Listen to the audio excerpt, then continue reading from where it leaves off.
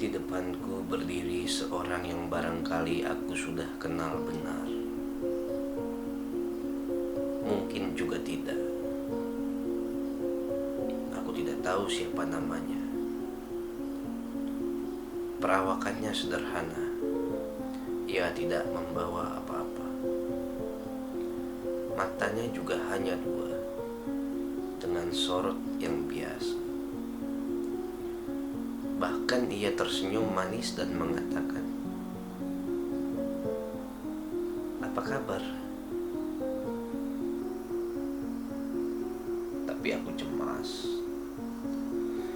Aku merasa ada bahaya dalam ketenangan sedang merambat perlahan-lahan hendak menjangkau leherku. Aku merasa terpepet ke sudut dengan sopan dan kemudian pada akhirnya nanti dengan lemah lembut akan diminta untuk menyerah. Aku tidak siap untuk menyerah. Karena aku merasa masih perlu untuk menunjukkan kalau diberi kesempatan lebih lama, mungkin aku sanggup bekerja lebih baik. Termasuk memperbaiki kekeliruan-kekeliruanku di masa yang lalu. Sayangnya, waktu tidak bisa menunggu. Orang itu bertambah dekat. Akhirnya aku terpaksa membela sebelum diserang. Aku memanggil, "Ya Allah, apa yang harus aku ambil?" Di sana hanya ada sebuah kursi. Lalu kursi itu terpaksa aku angkat. Kemudian aku lemparkan kursi itu ke arah orang itu. Kena tepat, muka langsung terluka. Darah menetes dari dahinya masuk ke dalam matanya. Mata itu terpejam. Lalu darah tergelincir ke atas pipi bercampur dengan air mata. Tetapi langkahnya tetap diayunkan menghampiriku.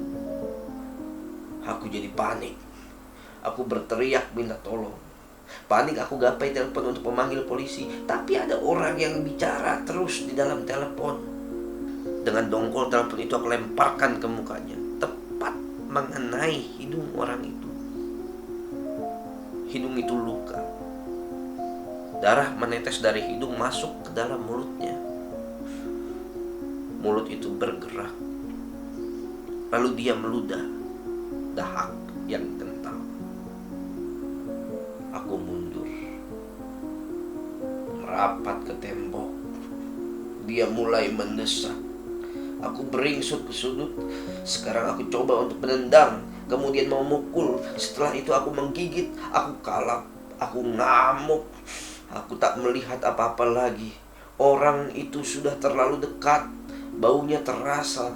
Tubuhnya menyentuh aku di landanya. Tidak. Aku coba untuk meronta tapi tak berdaya. Tak ada gunanya. Aku coba lagi berteriak, tapi suaraku juga sudah habis. Tenagaku terkuras.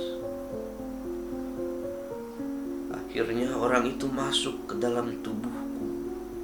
Ia masuk ke dalam jantung. Ia masuk ke dalam kepala. Ia masuk ke perut, mengalir ke seluruh tubuhku.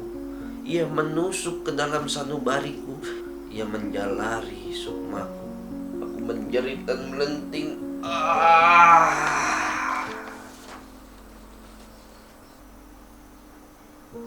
Lalu tiba-tiba saja aku merasa bahwa sebenarnya aku kenal betul siapa orang itu.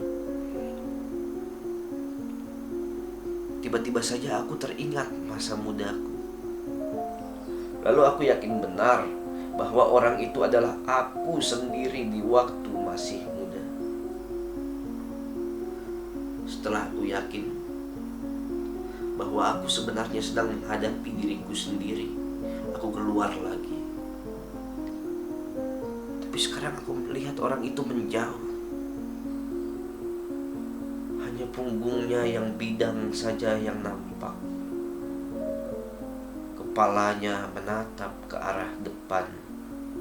Aku tak lagi dapat melihat matanya yang polos, senyumnya yang sumeh, dan air mukanya yang jernih.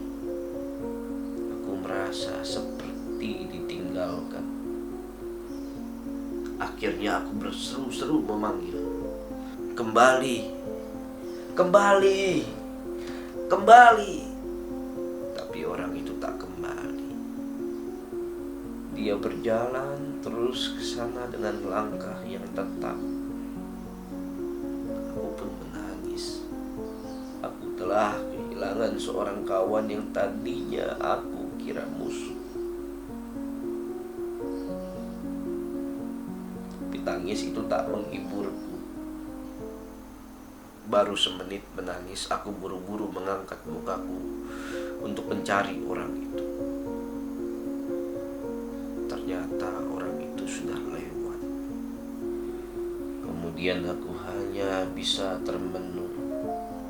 Aku mendengar suara lonceng gereja. Dan kini aku yakin bahwa satu generasi telah